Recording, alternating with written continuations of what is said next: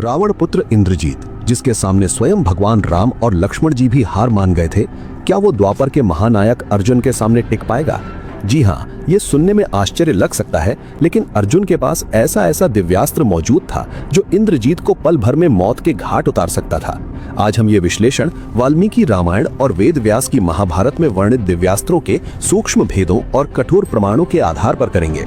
किसी भी महायोद्धा की आत्मा उसके धनुष में बसती है और यहीं से इंद्रजीत की हार निर्धारित हो जाती है। क्या आप ये सुनने के लिए तैयार हैं कि गांडीव के सामने इंद्रजीत का धनुष एक खिलौना था? सबसे पहले एक चौंकाने वाला सच सुनिए। इंद्रजीत का धनुष केवल मायावी शक्ति रखता था, जो भ्रम पैदा करने के लिए बना था। लेकिन महायुद्ध में भ्रम नहीं, विनिश्वर अस्त्र चाहिए होता है। गांडीव सिर्फ एक शस्त्र नहीं, बल्कि स्वयं परम ब्रह्मास्त्र का प्रतीक था। इसकी प्रत्यंचा की ध्वनि ही ऐसी थी कि शत्रुओं के हृदय में भय का संचार हो जाता था, जिससे युद्ध शुरू होने से पहले ही इंद्रजीत का आधा मनोबल टूट जाता। अब जानिए गांडीव का वो ब्रह्मास्त्र तुल्य रहस्य। गांडीव की 3 सबसे विनाशकारी विशेषताओं में सबसे प्रमुख थी अक्षय तूणीर। इंद्रजीत को अपने बाणों की संख्या का ध्यान रखना पड़ता, जबकि अर्जुन बिना रुके, बिना थके अक्षय बाणों की अनवरत विनाशकारी वर्षा कर सकते थे। ये निरंतर असीम प्रहार इंद्रजीत की मायावी ढाल को पलक झपकते ही तोड़ डालता। क्या इंद्रजीत के समर्थक ये स्वीकार करने को तैयार हैं कि गांडीव के सामने इंद्रजीत का धनुष युद्ध के मैदान में एक साधारण लाठी की तरह था? इंद्रजीत अपनी गति से ज्यादा अर्जुन की निरंतरता के दबाव से पराजित होते। चलिए अब देखते हैं कि साधना और अहंकार की लड़ाई में कौन भारी पड़ा। युद्ध केवल शस्त्रों से नहीं, शस्त्र चलाने वाले की एकाग्रता से जीता जाता है। यहाँ भी अर्जुन इंद्रजीत से कई गुना आगे थे। इंद्रजीत ने अपनी शिक्षा केवल शक्ति प्रदर्शन पर केंद्रित की। ये अकेले शक्ति पर निर्भरता ही उसकी सबसे बड़ी कमजोरी साबित हुई, जिसके कारण वो युद्ध के बीच में ही निकुंभिला यज्ञ करने भाग जाता। वहीं दूसरी ओर अर्जुन का जीवन केवल एक ही लक्ष्य को समर्पित था, सर्वश्रेष्ठ धनुर्धर बनना। उनकी साधना इतनी गहरी थी कि उन्होंने अंधेरे में भी निशाना साधना सीखा। अब जानिए इंद्रजीत ने क्यों केवल आंशिक ज्ञान लिया। इंद्रजीत ने तपस्या से अस्त्र प्राप्त किए, पर उनका गहरा ज्ञान नहीं लिया। वो सिर्फ अस्त्रों का आह्वान जानते थे। लेकिन अर्जुन ने साधना से अस्त्र प्राप्त किए और उनका प्रयोग, प्रत्याकर्षण और प्रतिकार का संपूर्ण ज्ञान लिया। क्या इंद्रजीत ने कभी अंधेरे में भी बाण चलाया था? क्या वो लक्ष्य देखे बिना बाण चला सकता था? अर्जुन की यह संपूर्णता इंद्रजीत के आंशिक ज्ञान को ध्वस्त कर देती। अब जानिए अर्जुन की शब्द भेदी विद्या कैसे इंद्रजीत को बेपर्दा कर देती। इंद्रजीत की सबसे बड़ी ताकत उसकी अदृश्यता। अर्जुन के सामने केवल बच्चा काना हरकत थी।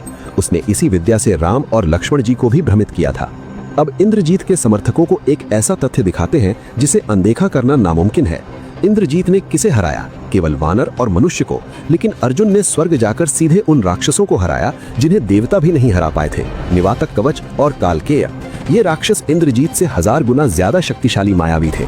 अर्जुन ने अपनी युद्ध कला से उनकी माया को ध्वस्त किया था। और एक और सबूत सुनिए। अर्जुन ने अपने मायावी ज्ञान का प्रमाण केवल राक्षसों पर नहीं दिया, उन्होंने अकेले विराट युद्ध में भीष्म, द्रोण, कर्ण, अश्वत्थामा सहित कौरव सेना के सभी महारथी योद्धाओं को हराया था।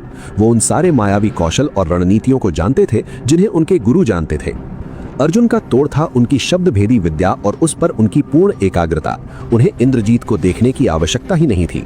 अर्जुन इंद्रजीत के रथ के पहियों की सूक्ष्म ध्वनि, उनके बाण चलाने की हवा की काट और उनकी श्वास की गति को सुनकर अचूक और सटीक वार करते। उनकी ये एकाग्रता मायावी शक्ति की सीमा को तोड़ देती। एक बार जब इंद्रजीत अदृश्यता की अपनी ढाल खो देता, तो अर्जुन की सटीकता और गति के सामने वो एक पल भी नहीं टिक पाता। चलिए अब इस युद्ध का अंतिम सच जानते हैं। पाशुपतास्त्र के सामने इंद्रजीत का शस्त्रागार नगण्य क्यों था? क्या आप जानते हैं कि इंद्रजीत का सबसे शक्तिशाली अस्त्र नागपाश अर्जुन के सामने शुरू होते ही खत्म हो जाता? इंद्रजीत जब नागपाश चलाते तो अर्जुन तुरंत गरुणास्त्र का प्रयोग करते। इंद्रजीत की सबसे बड़ी चाल तुरंत विफल हो जाती। इंद्रजीत के पास ब्रह्मास्त्र और वैष्णवास्त्र थे, लेकिन अर्जुन के पास हर अस्त्र का जवाब था, और एक ऐसा अस्त्र था जिसका कोई जवाब नहीं था। अर्जुन के पास तत्वों पर नियंत्रण के लिए आग्नेयास्त्र, वरुणास्त्र और वायव्यास्त्र थे। वो इंद्रजीत के आग्नेयास्त्र को वरुणास्त्र से काट सकते थे। क्या इंद्रजीत के पास ऐसी विविधता थी?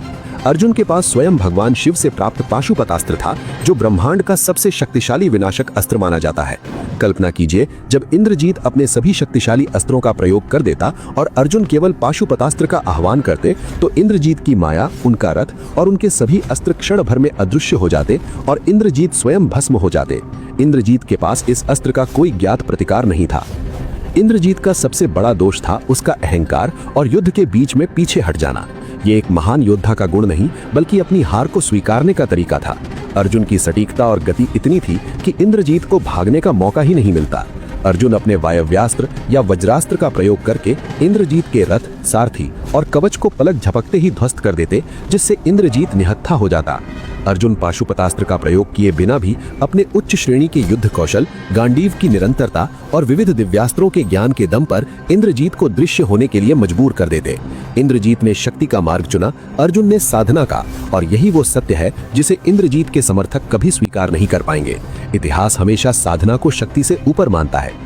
तो दोस्तों, इस विस्तृत और गहन विश्लेषण से ये पूरी तरह स्पष्ट हो जाता है कि यदि ये महासंग्राम सच में होता तो अर्जुन अपनी शब्द भेदी विद्या, गांडीव के अक्षय बाणों और पाशुपतास्त्र जैसे अद्वितीय दिव्यास्त्रों के बल पर लंका के राजकुमार इंद्रजीत को निर्विवाद रूप से पराजित करते। अर्जुन का शस्त्रागार इतना उन्नत और विनाशकारी था कि इंद्रजीत के पास उसके किसी भी बड़े अस्त्र का कोई जवाब नहीं था।